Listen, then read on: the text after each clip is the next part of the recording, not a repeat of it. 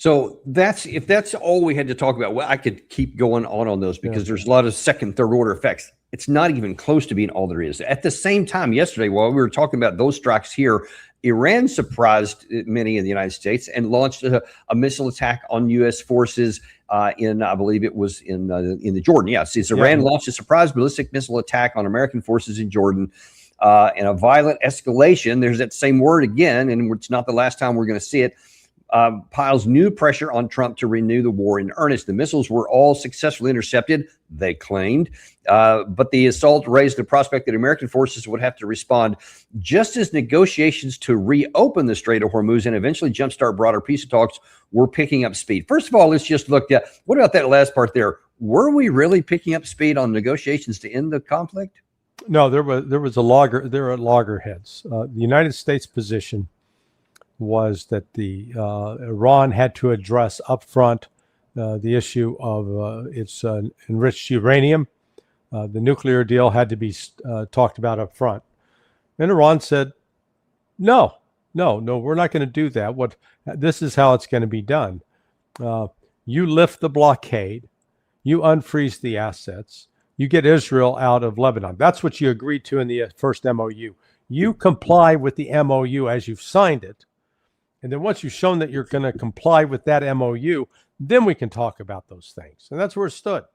And despite, intense efforts behind the scenes with Pakistan and Qatar, it's going nowhere. Now, reportedly, Oman and Iran had good talks and figure out how, what they're going to do to navigate and allow traffic to go through the Strait of Hormuz.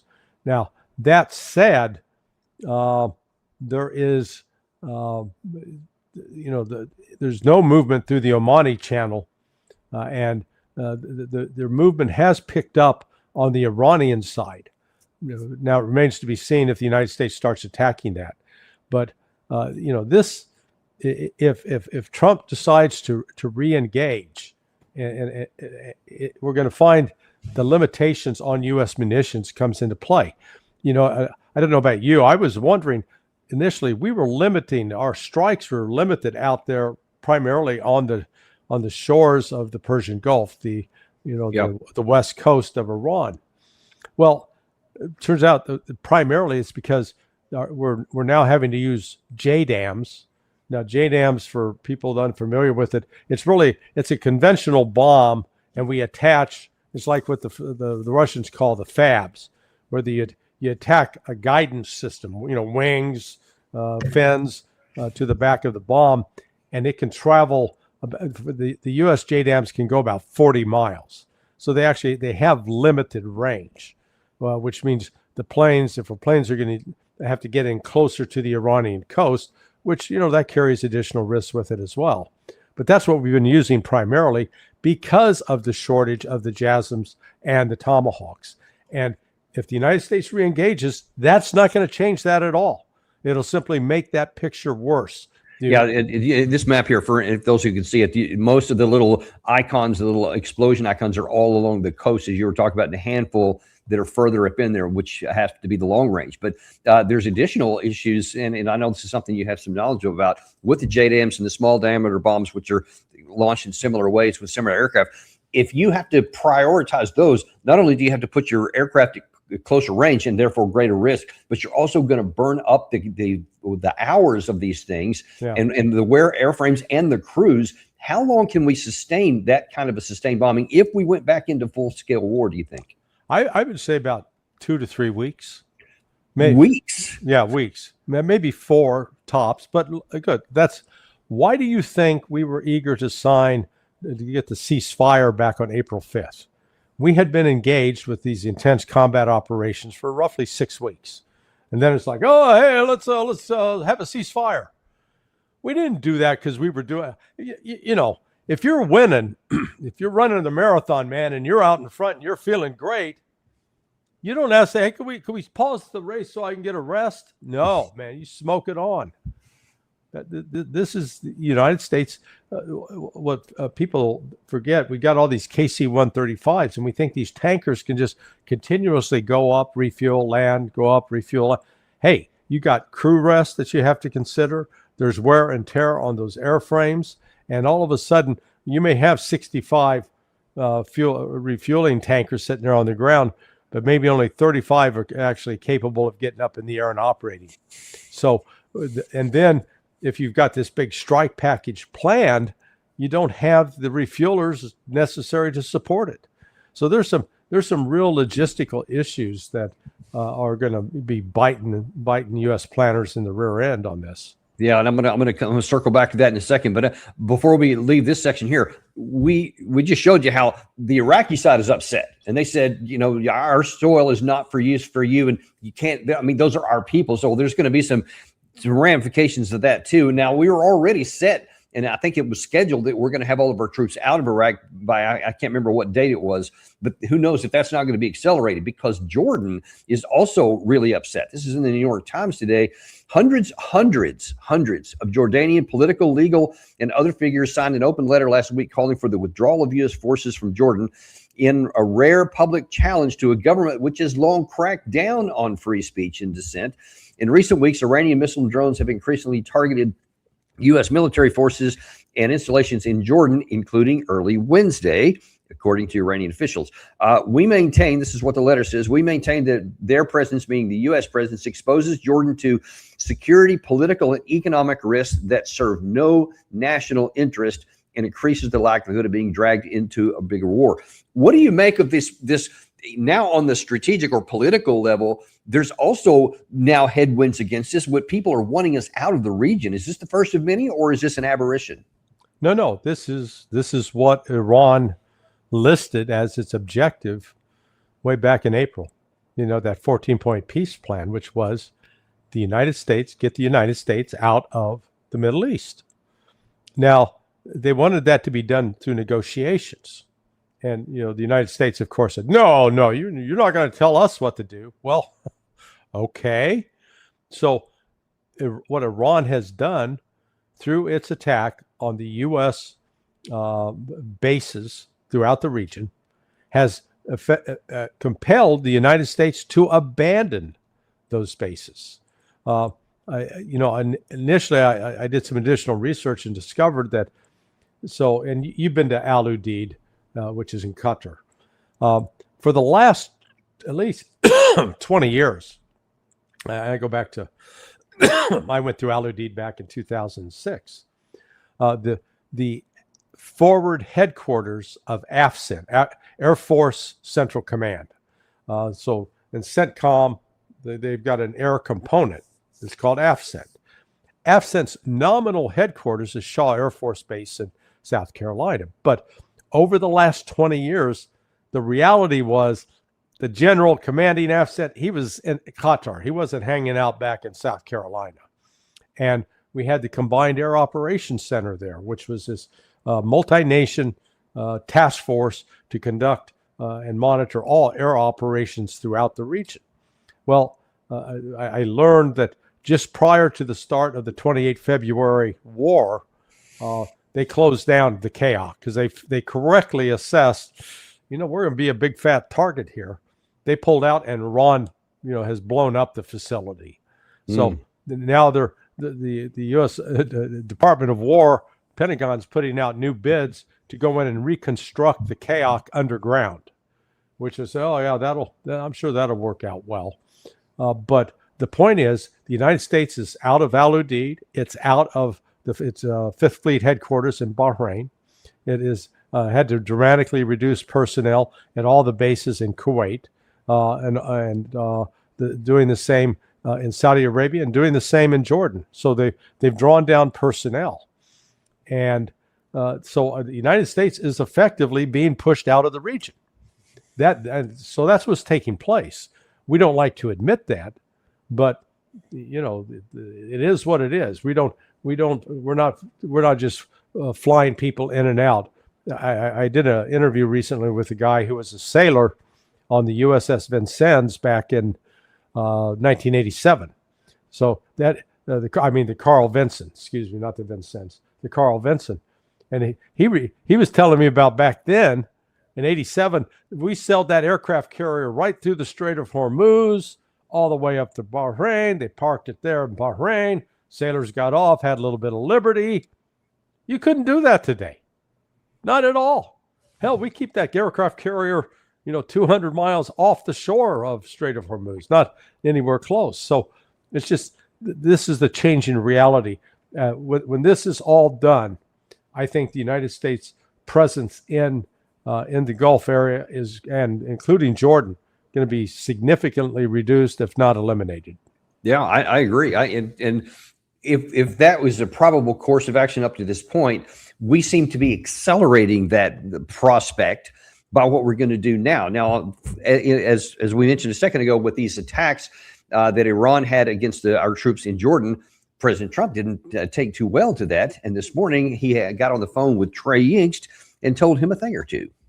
President Trump tells Fox News about Iran, "We are going to beat the effing S out of them." He went on to say, "We'll be hitting them hard. They're going to get a beating." So clearly the United States is going to respond to what the president described as a surprise attack. He says U.S. forces had just minutes to shoot down these incoming Iranian ballistic missiles.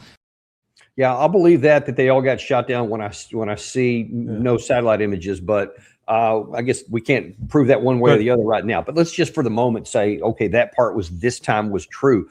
What do you make of this prospect that Iran intentionally did that? Number one, a certain acquaintance of yours and ours both said, listen, by the way, there's no ceasefire. Remember, President Trump said it was over. Nothing changed that. So there's no reason why we shouldn't do this. And so here goes Iran, and they launched this strike here. I think that there's evidence that they did it not to cause any specific damage at the base, but to prompt Trump to do what it looks like he's set to do. What do you think of that? Well, I think that's possible. It also could have been preemptive, that they were aware that there was a possible U.S. operation connected to inserting ground forces into Iran to try to disrupt that. But what really caught my, catches my attention out of what Trey Yingst said, that Trump, according to Trump, we only had minutes before the missiles got there. Yeah, I see where you're going with this. Yeah. Guys, over the course of this war, starting from February 28th, Iran very methodically targeted the radars and satellite communication systems on all of the U.S. bases.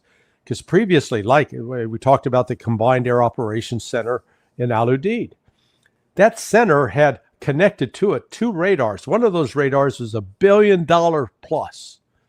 And those radars could see to India, to the east, to Spain, Gibraltar, to the west, way down past Diego Garcia to the south, all the way up into southern Russia. It's massive. And that radar allowed immediate, if there was a launch of a missile, if there was an ant farting, it would detect it. And there would be advanced warning. And so in the past, because that information would then feed in to the air defense systems, to the PAC-3, to the Patriot or the THAAD, and so they would actually have coordinates that they could track and potentially intercept. They don't have that now. Now they're relying, if they're lucky, they got an AWACS aloft or a P-8 Poseidon that's being able to intercept and monitor. But as even the president admitted, they only had minutes. Well, you got inbound missiles. You don't want minutes, man. You want a half hour to an hour warning so you can get ready. And let's just take a look at something here. This is the map here. So I'm not sure where in Jordan this target was, but let's just say it's the closest point here. Just kind of take a look at how far this is going to be to get into Iran. You're talking hundreds of kilometers, and I doubt they fired it from close, but let's say somewhere around 600 kilometers. With the time of flight of that, if you only have minutes, that means you're not seeing it until it's right about here, right before it impacts. Yeah, and that's great. I hadn't thought of that.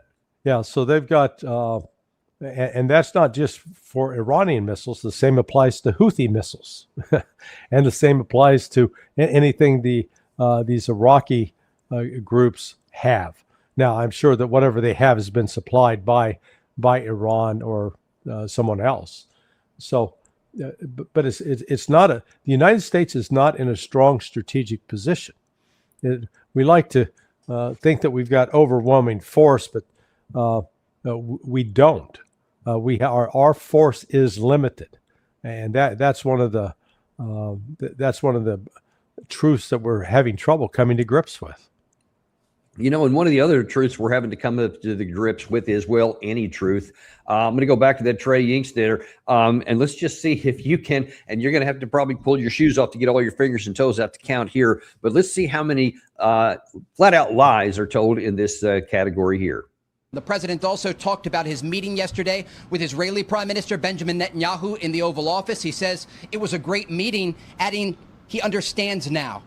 It appears that the relationship between President Trump and the Israeli Prime Minister is strengthening. And again, the president called that meeting in the Oval great. In terms of possible talks with the Iranian regime, the president says we're going to let them keep talking. Remember, the Iranians came to President Trump after 13 straight days of U.S. bombing against Iran, asking to meet about the Strait of Hormuz and their broader nuclear ambitions. And those talks are taking place as we speak behind the scenes. And then this surprise attack launched against U.S. forces overnight. So there are talks going on behind the scenes, and they're, again, I guess, begging for a deal. But the thing that the first part of the lie that got my attention there was that because of this 13 consecutive days of bombing, that's what brought them to the table. But there's this little thing here from Jack Keene's group, the Institute for the Study of War, and even they said that the current level of top of U.S. strikes have likely failed to meaningfully affect the regime's willingness to pursue and secure its political objectives. So even ISW admits it was a complete failure. But now here, Trey Yingst is probably repeating what President Trump just told him just because he said it. But I mean, if that kind of thoughts is in the brain of the president and he believes his own rhetoric, I mean, that could lead to making some really bad decisions. Yeah, it's always trying to overcome the narrative. You know, and we'll be together this week up in Chattanooga, and I'll be talking about the relevance of intelligence activities to the Constitution. Now, and I come back that we exist with the myth that if only we had better intelligence, we would never be attacked. I mean, if only we'd had intelligence about Pearl Harbor, we could have prevented that. If only we'd had better intelligence about 9/11, we could have prevented that. But the reality is, when you go back to the history, lack of information was not a problem. We had plenty of information that could have been used to prevent those attacks. The problem was overcoming the narrative, or I think in the case of World War II with Roosevelt, they wanted the attack to take place because that was the only way they figured they could drive the American people to support going to war against Hitler in Europe. But here we've got this narrative that the United States is all powerful, that Iran is weak, that they're begging, clamoring to be saved from the U.S. violence, and they'll make any deal possible. But it's simply not true. They're not listening to the Iranians. I had a fascinating experience yesterday. I had to fly back from D.C. Flight got delayed. American Airlines had a nationwide shutdown. And so I had a quick connecting flight from Miami to Sarasota and missed it. Well, standing behind me was a guy, and I said, "Oh, where do you work?" He goes, "The Pentagon."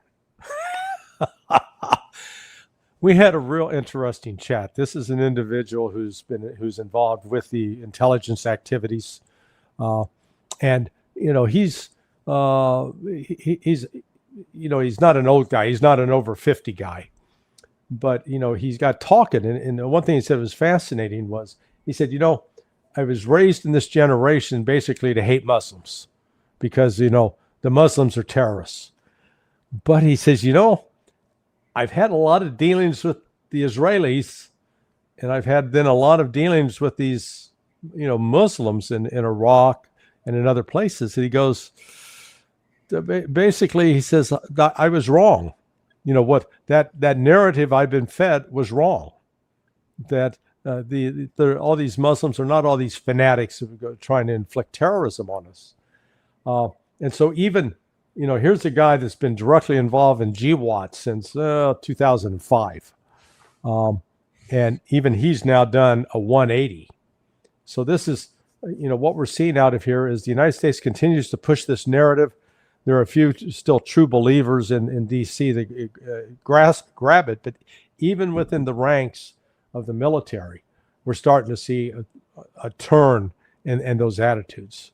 Yeah. Well, one of them's words not. You say so. Pete Hegseth in that picture you just saw there was just yucking it up with Prime Minister Benjamin Netanyahu, who seems to that he has his own agenda. Now, as a quick reminder, he came right before the war started in February, and lo and behold, President Trump got intelligence that the Ayatollah would be in a certain place and we could kill him and knock him out of the war and the thing would be over right at the beginning. Now then all of a sudden he comes in, according to the information that came out in the news prior to the start of this war here, is that he said, hey, I've got some Pickaxe Mountain stuff for you. And how's about a little bit of this? And now then, here's what he had to say to the American public. The president is so clear. I mean, we have a common commitment. We don't want to see this fanatic regime in Tehran have nuclear weapons to threaten every American and to threaten the peace of the world and to threaten the existence of Israel. So we have a common goal, and it's going to be achieved either through diplomatic means or other means, but we're both committed to that. And that's the main headline. Okay, you just heard Trey Yink say a second ago that Trump characterized that meeting as a great meeting with Netanyahu. What's going to happen next?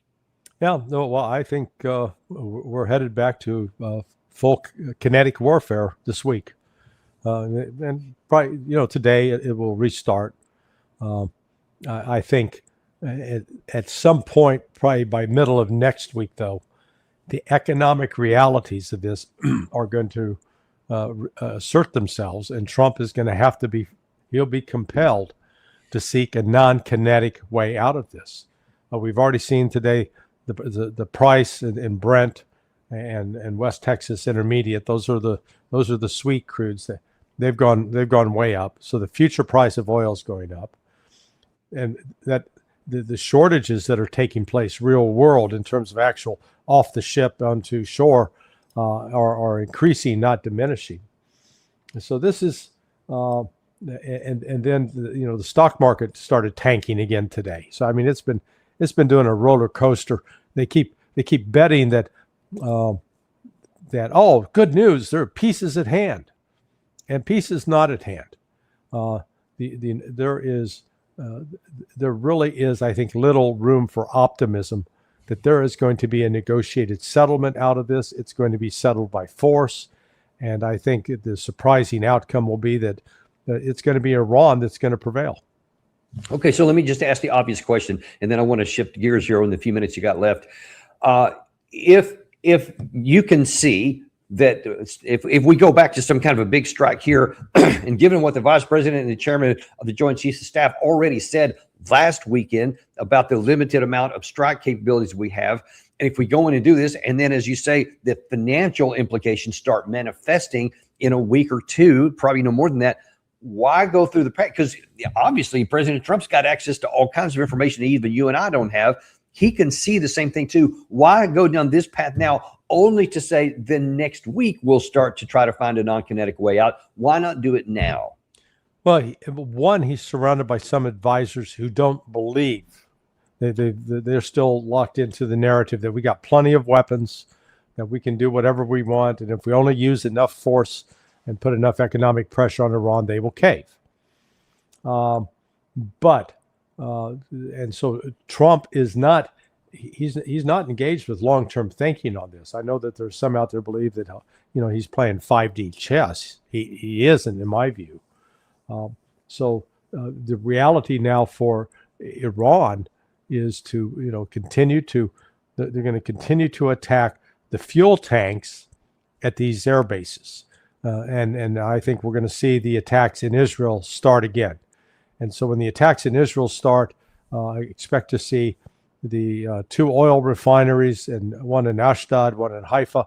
Those will be targeted, taken completely out of commission, which will then put Israel in a real serious problem with diesel and aviation fuel. They'll be utterly dependent upon tankers coming into ports in Haifa. in particular to offload and provide that. If Iran's able to attack those with drones and or missiles, then that further compounds Israel's ability to sustain combat operations. So this is the point is this war is not going away anytime soon. It is going to, and it's not going our way anytime Right. soon.